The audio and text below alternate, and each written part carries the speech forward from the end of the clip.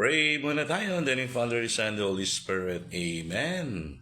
Panginoon, maraming salamat na naman po at buhay na naman kami. Salamat sa biyaya ng pamilya, mga kaibigan at mga grasyang tinamas at tatamasahin namin sa araw nito. Panginoon, niling namin na ilayo mo kami sa lahat ng kapahamakan, ilayo sa lahat ng karamdaman, pang may pagpatuloy ka naming mabigyan ng papuri.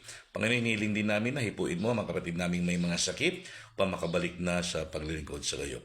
Pagalingin mo na sila, Panginoon. Pinarasin din namin ang mga kapatid naming mga OFW, mga miyembro ng pamilya naming nagtatrabaho, nagsasakripisyo para maitaguyod ang bawat pamilya.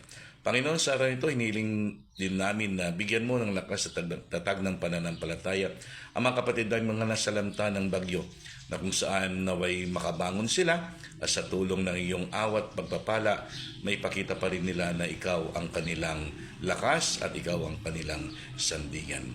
Panginoon, sa araw na ito, maging instrumento nawa kami ng iyong pagmamahal, pagmamalasakit, pagkapatawad, pagpapakumbaba. Gawin mo kami laging instrumento ng iyong buhay na salita. Gabayan mo pa kami, Panginoon, at lagi mong turuan ang bawat isa sa amin na laging magkaroon ng isang ngiti sa mga mukha sa kabila ng mga pinagdadaanan naming mga pagsubok sa buhay. Alam naming ikaw pa rin ang aming lakas. Hinihiling namin ito sa iyong ngalan, Panginoon. Amen.